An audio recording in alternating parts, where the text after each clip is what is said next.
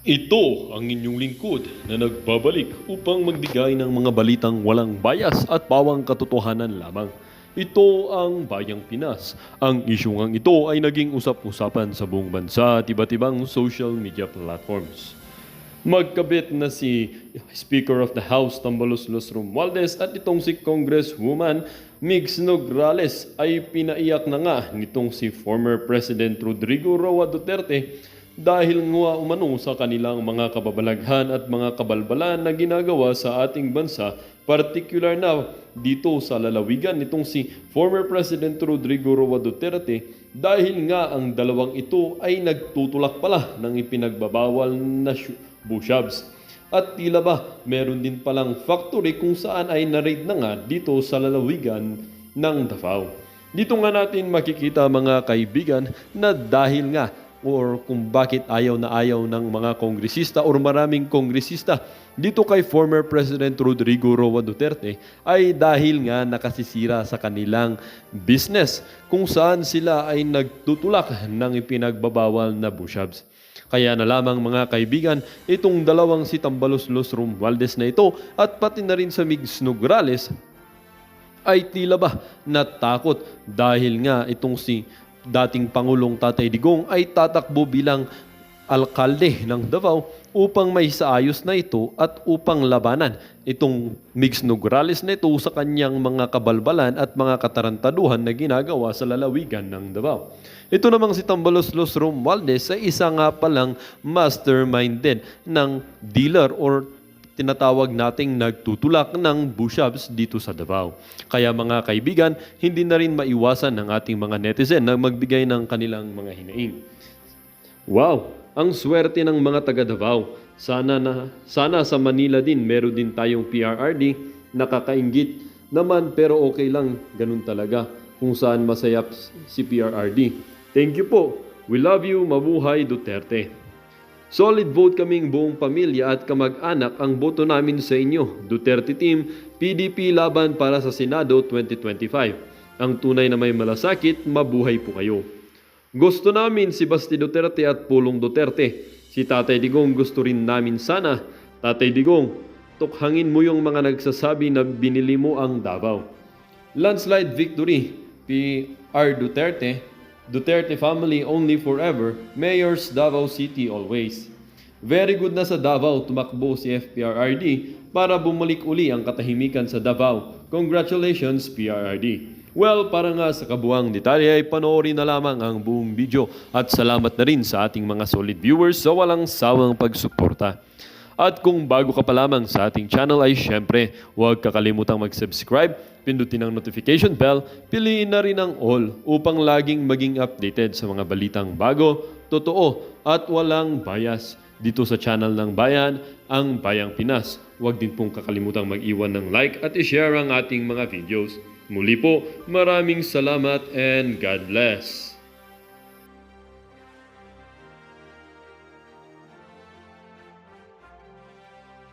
Wala yung mga dating na nga natin. Puta na, ito yung ano eh. Ito yung laging haters to. Oo, laging nakikita ko yan sa mga post ko sa Facebook. Lagi ko nakikita na haters talaga yan. Oo. Mukhang addict din to eh. Mukhang addict eh. Baka malamang sa malamang eh. Kaya galit sa mga Duterte to kasi addictus. Diba? May picture pa siya ditong nakahubad. Siya ba to? Ay, naku po! Parang si ano pala to? Parang si Benny Abante. Gago! Oo, nagtapis pa. Hayot na yan. Yan na nga natin yan eh. Ganyan talaga. Buhay, pag-inggit, pikit. Iyak si Ilong. Sabi dito ni Ernesto Tayamura, iyak si Ilong. Sinong Ilong? Si Nograles. Sino naman to? Ay, putay na. Congrats, Best Actor of the Year. Sana all movie. Si Raulo din talaga yung mga netizen no? Pag napag-initan ka ng mga netizen, iyak ko eh. Oo, ito dito ni Kiko Pangilinan na sana all.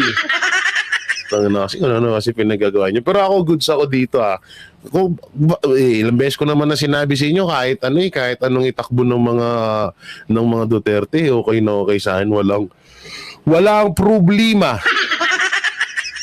Samantalang panoorin naman natin yung video ni PRRD. Siyempre, manood tayo ng video niya. Video na, confirm. Tatay Digong versus Nograles for Davao Mayor. Magtutuos na. Naku, paktay dito sila ilong.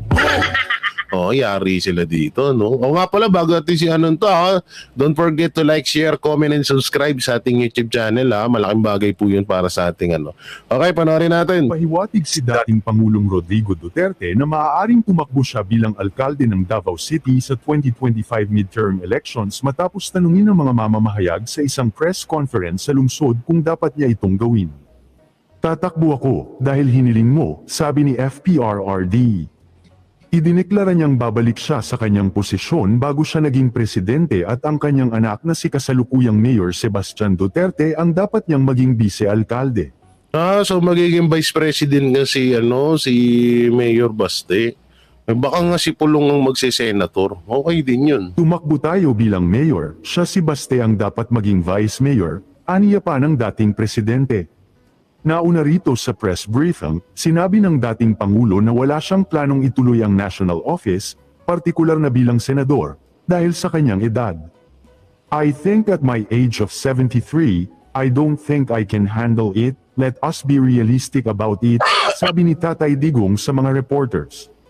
I've been your mayor for so many years now, do you think I can carry a national campaign at my age or do you want me to die? I'm just going to collapse, sabi pa niya. Alam nyo, dito lang lalo nating napagtanto na ang mga Duterte ay hindi sakim sa kapangyarihan, no? Kasi sa totoo lang, kung halimbawa na kung usapang panalo lang, hindi hamak, mananalo to sa pagiging senator si Tatay Digong. Wala nang tanong-tanong diyan, talagang susuportahan ng taong bayan 'yan. Yun nga lang, no, dahil may edad na nga siya, kagaya ng sinasabi niya, baka hindi niya nakayanin yung yung iba kasi diyan, alam niyo, ito yung kinaganda sa mga Duterte at sa ibang mga politiko. Yung ibang mga politiko or yung mga ibang politiko na tumatakbo ngayon, basta mapag-usapan lang, basta sumikat lang sa social media, may plano na agad tumakbo bilang senator. Ganun kadalasan may mga agad sila, may mga agenda, may mga talagang, alam mo yon, yung tipong kahit hindi naman nila kaya yung trabaho, pasok lang. Takbo lang ng takbo. Alam naman nila, basta sumipsip lang sa gobyerno, okay na. Alam naman nilang mananalo sila dahil sumipsip sila sa gobyerno. Pero ito sa PRRD, mananalo to sa pagiging senator, posibleng hindi manalo yan. Kung sa survey nga lang, laging number 1 yan. Tsaka, mas gusto nga ng taong bayan na ng buong Pilipinas na tumakbo siya bilang senator. Kaso nga, mas pinili niya yung Davao, na doon na lang muna siya sa pagiging mayor. So maganda rin naman yun. Yung nga lang, ang pinagkaiba doon, hindi tayo makakaboto, hindi tayo makakatulong sa kanya. Yun na lang, yung suporta na lang.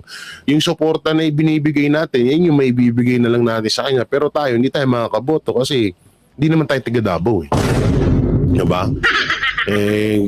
Kung gusto niyo magpa-transfer na kayo doon. Tsaka alam ng mga taga Davao yan na susuportahan at susuportahan nila ang mga Duterte. Hindi matatalo mga Duterte diyan dahil ang mga Duterte ay may matagal nang may napatunayan ng halos ilang taon. Kaya sinabi ni PRRD, kung ikaw gagagugagong mayor ka or gagagugagong pinuno ka ng isang bansa o isang lugar, hindi ka tatagal ng almost 20 years. Hindi ka tatagal ng halos 20 taon sa pamumuno mo kung ikaw ay napakatulonggis na, halimbawa, mayor, gano'n.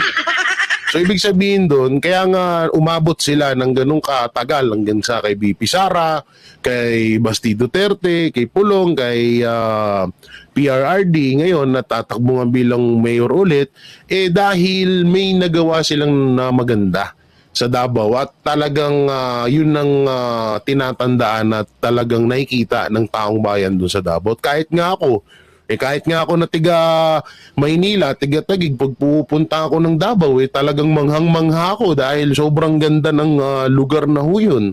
Sobrang linis. Yung mga, di ba, nabalita pa nga sa kay Corina Sanchez. Kung hindi nyo napapanood, pero siguro ihiwalay na lang natin video yun, no? Inilabas ho doon sa video ni Corina Sanchez kung gaano kaganda nung proyekto doon sa Davao na yung mga wiring. Wala ka sa mga, siguro hindi pa naman 100% sa buong Davao na nagagawa yon, pero doon sa video at ayon din sa pagpunta ko doon sa nakita ko wala hong mga wiring sa mga poste. Wala hong may kitang wire sa Davao. Parang sa kay OJC compound lang ho yan, lahat po ng wire nasa ilalim ng lupa. Na yun dapat ang ma-adapt ng Pilipinas, ma-adapt ng buong Pilipinas, ng iba't ibang lugar dito sa Pilipinas na gawin nila or gayahin nila yung ginawa sa Davao. Alam niyo, napakaganda nun. No, bukod sa iwas ang jumper. Shout out sa mga jumper dyan. Bukod sa iwas din ng nasa ilalim talaga yung mga wiring na napakaganda tingnan at napakalinis ng syudad tignan pag wala yung mga wiring, kasi sa Maynila halos buhol-buhol no, buhol-buhol at tawag dito, akala mo may Spider-Man sa bawat lugar. Ang daming mga wire na nakakalat. Kaya kapag nabangga yung poste, wala na, brown out na. Sa Davao walang ganun. Lahat ng mga wiring nasa at saksi akong buhay diyan dahil nagpunta ako doon. At gustong-gusto ko lalong balik-balikan doon yung ginawa ni Congressman Pulong na na-issue pa nga siya doon yung daanan, yung kalsada doon, napakaganda doon sa lumalapit sa dagat. Nakalimutan ko lang kung anong tawag doon, pero goods no. So tuloy natin. Sinabi rin niya na ang media ay nag-iisip lamang tungkol sa mga plano para sa kanya na maging senador sa mga botohan sa susunod na taon. Kung magkatotoo man ang sinasabing ito ni FPRRD, malamang na magtatapat sila ni Migs Nograles sa pagka-alkalde dahil dati pang napapabalita na tatakbo ito sa Davao sa suporta ni Speaker Martin Romualdez. Kaya naman pala. Kaya pala nung nakaraan, pumunta sila doon na may pabilang-bilang pa siya. Napanood yun, yung bilang-bilang ni Mig. 1, 2, 3 ha. Pag sinabi ko 1, 2, 3, at magpalakpakan kayo ha. Kaya pala nung nagkabaha sa Luzon, mas inuna pa ang Davao tulungan ni Housebreaker. Kasi nga may plano pa lang magpasiklab doon si Mig. Okay, gets na namin. Kaya naman pala doon sa Maynila may sakuna, sa Davao namigay ng tulong. Ganun pala yun. Yung kaso hindi nyo mauuto yung mga tiga Davao. Sorry na lang kayo. Hindi nyo mauuto ang mga tiga Davao. Ano lang kayo dyan? Pagtatawanan lang kayo ng mga yan. Ayon kasi kay Juan Nationalist Insider report, Congresswoman Migs Nograles will challenge the Dutertes for the mayorship of Davao City. Migs Nograles is a lawyer while the current mayor of Davao is a spoiled drug addict. BBM and Martin Romualdez will back her. Pero kung kakampi ni Migs ay si Marcos at Tamba na di naman botante sa Davao, mananalo kaya ang kakampi ni Tatay Digong sa Davao ay mga botante doon. Ayun nga sa pagsupalpal ni Hannah Granado if you have not lived in Davao City for the last 30 years or so, then you have no right to tell us who to vote. You would not understand because you never experienced Davao in chaos, and the only person who brought peace was someone who's not the mere classy and social like this Disney princess here. We don't need beauty and brains as you would have defined her. We need fangs and fists to fight crimes and protect our peace here. What would this lady even do? Intelligence without real compassion. Wait lang, napaisip ako. Ba't ba tinatawag na ilong si Nograles? Hindi, napaisip lang ako, ano lang napagano ko lang na, bakit siya tinatawag na, bakit siya tinatawag na, tawag dito, ba't siya tinatawag na, na ilong? O, ano bang nangyari sa ilong niya? Hindi, napaisip lang ako, na kung ano yung, na kung bakit tinatawag siya na ilong, bakit siya tinatawag na ganun. Hindi, napapaisip lang ako. Bakit malaki yung ilong niya sa personal? Hindi, sino ba yung mga tiga Davao dyan na supporters natin? Ano bang history niyan? Ba't tinatawag siya na si ilong?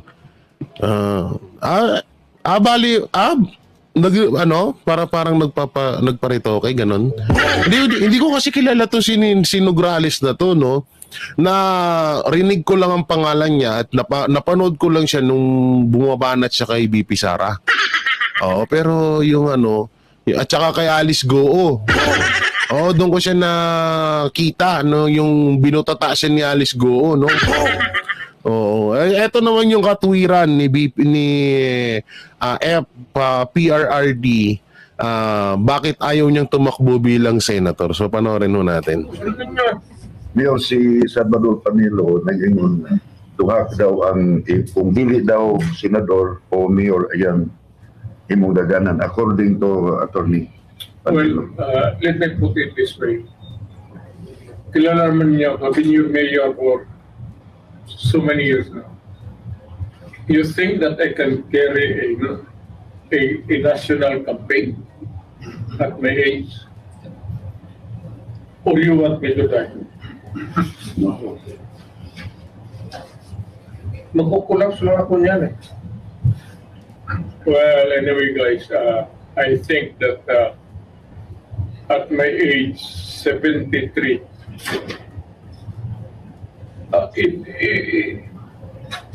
mukhang hindi ko na kaya. Let us be realistic about it.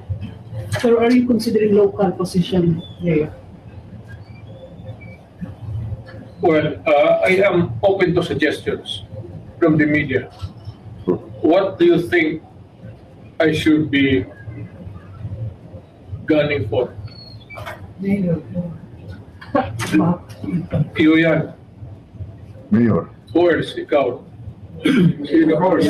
Also the... Of course. Mayor. Mayor kayo. Tito, kaya mo pa mayor, kaya mo pa sa mayor. Yan ang gusto. Is it in public clamor? Yes. Among sa media? Yes, Mayor. Is the media's sentiment now reflect the Yes, of course. community Yes, of course. gusto ng tao ibig sabihin? Yes, Yes. Sige, mayor tayo. On Mayor Baste and What will happen to Mayor Baste? He should be the vice mayor. Oo nga, Vice Mayor nga si Basti dito, guys. Okay. Oo, Vice Mayor, no? Vice Mayor, si Mayor Basti Duterte ang tatatakbo. Ito na nga, no? Nograles umatras na sa pagka-mayor. Natakot agad kay PRRD. Umatras na ba? Umatras agad? Wala pa nga yun, Naku po, umatras agad, Umatras na daw pala, Hindi natatakbo ng pagka-mayor si Nograles. Why? Why? Why? Wala kang pampailong ay. Sorry. Okay, panoorin natin to. Inasana ang plano ni Mix Nograles. Oh. Tatakbo itong mayor sa Davao City Oh. at kakalabanin si Mayor Baste sa darating na 2025 midterm elections. Ngunit tila nagbago ang kanyang isip nang napagpasyahan ni dating Pangulong Duterte na tumakbo ito bilang mayor ng Davao City. Okay. Biglang nakaramdam ng takot si Mix Nograles at gusto na itong umatras sa pagka-mayor sa Davao City. Wow. Yarn, Sige na, wag na, tumakbo ka na. Gago! Oo, Nograles, takbo lang ng takbo. Takbo lang, walang hindi ka naman nanalo Hindi, ito, may kukwento pala ako sa inyo bago natin tutuloy yung video. May mga napapanood ako ngayon ng mga vlogger, syempre, tansu vlogger. Ano pa bang aasahan natin doon? Mga bayaran yung mga... So, sinasabi nila, tatakbo daw si PRRD dahil wala na daw pera. Wala na daw pera si PRRD kaya tatakbo na lang daw ulit. Sabi ko, kung ang mga Duterte, para naman sa akin, kung ang mga Duterte ay magnanakaw sa kaban ng bayan, kung sila ay mga korap, di sana sa national na. Di sana sa sa congressman na. Sa pagiging congressman, maraming pera dun. Tsaka walang record ng ganyan ng mga Duterte. Huwag niyong igaya yung mga yan sa mga bossing nyo ngayon, ha? Huwag niyo igaya yan kay Tamba. Oo, na puro lang pagnanakaw sa kaban ng bayan ng pinaggagawa. Tatawa lang ako dun sa mga vlogger. Sabi, tatakbo kasi wala ng pera. Pero nung sinasabi nyo nung nakaraan, bilyon-bilyon yung nanakaw ng mga Duterte nung panahon ni PRRD sa pagiging presidente. Tapos ngayon, tatakbo naman dahil wala na daw pera.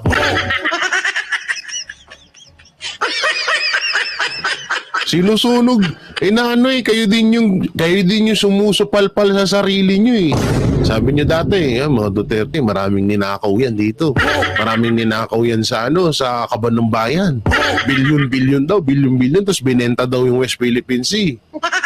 O ngayon, biglaan na naman silang nag-iba na naman. O tatakbo daw ang mga Duterte kasi wala ng pera. Akala ko ba mayaman na mga Duterte, tapos sasabihin nyo wala ng pera. Ano ba talaga? Ang hirap sa inyo puro lang kayo kuda, wala mga nilalabas na ebidensya. O katulad ni Mike Avi dyan, sino ba to? Si Trililing.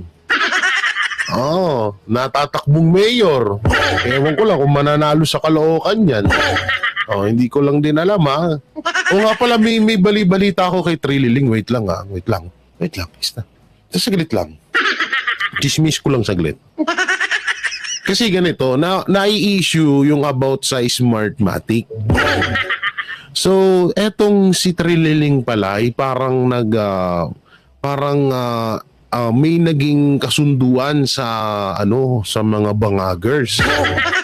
May naging kasunduan sa mga bangagers na ipapanalo siya with pangdaraya ganun. Ipapanalo siya sa larangan ng pandaraya. Kaya siya nag-iinaso at nagpapasikat sa mga bangagers. Yun yung nasagap ko na balita, ha? Posible naman na mangyari yun dahil alam naman natin na uso naman talaga ang dayan. So kung sakali man na manalo si Trililing dyan sa Caloocan, alam na this. Gago! Ngayon, mapunta tayo dito. Isa din to, no? On one hand, I badly wanted PRRD to be senator as his voice is needed in the Senate, also to foil Martin's reach and power in both houses. They removed Subiri, whom they cannot control, and put Chis, who is a Marcos loyalist and whose father also served Marcos Sr. Oo nga, dati. The other, Davao is being consistently attacked. They've been changing police forces, and Davao is very important to Mindanao. Yes. The Marcos Romualdez regime is finding it hard to penetrate most of Mindanao with a Duterte in power in the center of commerce. Kaya nga kahit Luzon ang binagyo, Mindanao ang pinamumudmuran ng ayuda. Oo nga, hindi. Diyan nga kami takang-taka eh. Yung pala, dahil pala yan kay Nograles. Oo, gustong magpasikat ni Nograles doon sa Davao. Kaya kahit na sa Maynila or sa Luzon nagkabaha, sa Davao namigay ng tulong. Aminado naman ako na maraming tao nung pumunta doon. Pero alam nyo, ipaulit-ulit ko natin sinasabi yan na kahit nga ako pipila ako so kung may papila man si Romualdez dito sa Taguig. Pipila ako. Bakit? Sayang yun. Pera ko din naman yun . Pera din naman natin yung pinamimigay nila. So, tanggapin natin. Umila tayo. So, hindi ibig sabihin nun, iboboto ka na ng tao. Yun ang mahirap doon. I believe Davao is the last bastion. They take control of Davao, they will take control of Mindanao. They completely weaken the Dutertes in Davao. They can pay any other politician. With Rodrigo Duterte as mayor, they cannot just freely go in and out. So being mayor of Davao is equally important in a national scale. The Dutertes cannot let go of their stronghold not just for Davao, but for one city in the Philippines, which No. will be the center of resistance. Baste needs to be VP, so he can take over when an FPRRD is called to do bigger things. Marami naman ibang senator that we can support. Let's wait for PRRD's list. And may God continue to give PRRD a long and healthy life because he wants to serve and fight instead of enjoying his retirement. May God remove 2 years from the life of every corrupt congressman and add it to this. Pero alam nyo tawag dito ang titindi ng mga binitawang salita ni PRRD sa mga gagawa ng gusot sa kanilang lugar. Pag nakabalik si PRRD bilang mayor, tapos ang mga adik. Hindi kasi meron naman din talaga merong talagang may mga parang nagbabalikan. Diba? May mga bumalik ulit sa pagtitinda or pag ano ng pulburon diyan sa Davao. Kaya nga ngayon pinawinarningan na ho ni PRRD yung mga addict na yan, yung mga drug lord na yan. Yung mga tawag dito, yung mga siraulong yan na kapag ako ay nakabalik muli, paktay kayo sa akin lahat. Oo, panood ko yun. Grabe, sabi ko, grabe si PRD. Hanggang ngayon wala pa rin talagang kupas. No, hindi naman talaga dapat Oo, hindi naman ako sangayon hindi naman po ako sobrang na yung gustong-gusto ko may namamatay, hindi ganun. Ang akin lang, kung isang tao na nakakasira sa lugar mo or sa bansa mo, kailangan mong talagang mawala yan dyan. Kailangan maubos yung mga gagong yan. Dahil pag hanggat hinahayaan mo lang ng hinahayaan mo yung mga yan, dadami at dadami pa ang sisiraing buhay at pamilya ng mga yan.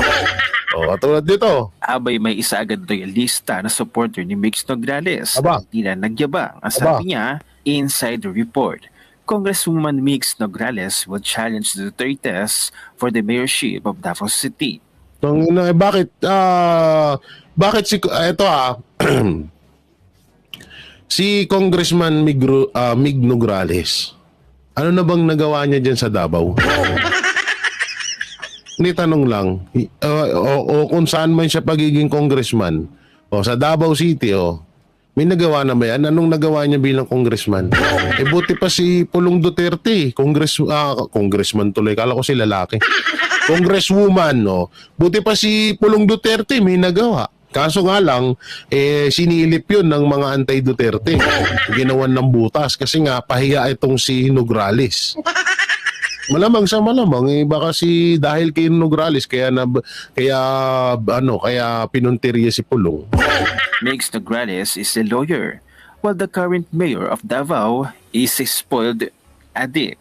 BBM and Martin Romualdez will back her. Ipinahiya naman ng netizen na nagngangalang Hannah Granado itong si Mix Nograles. Ang sabi niya sa kanyang post, if you have not lived in Davao City for the last 30 years or so, then you have no right to tell us who to vote. Tama. Hindi naman You would not understand because you never experienced Davao in chaos, and the only person who brought peace was someone who's not demure, classy, and pasosyal like this Disney princess here. We don't need beauty and brains as you would have defined her. We need fans. Pero ako, aminado ako dyan, lahat pa rin. Alam nyo, wala kaming namintis na Grab driver or taxi driver dyan sa Davao.